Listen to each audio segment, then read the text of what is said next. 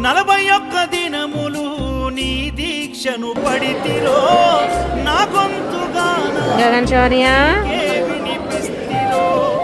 అన్ని వదిలి నేను నీ పూజకు చేస్తిరో నన్ను నేను మరచి నీ సేవలో భక్తితో నీ భజన చేస్తూ బయలుదేరితి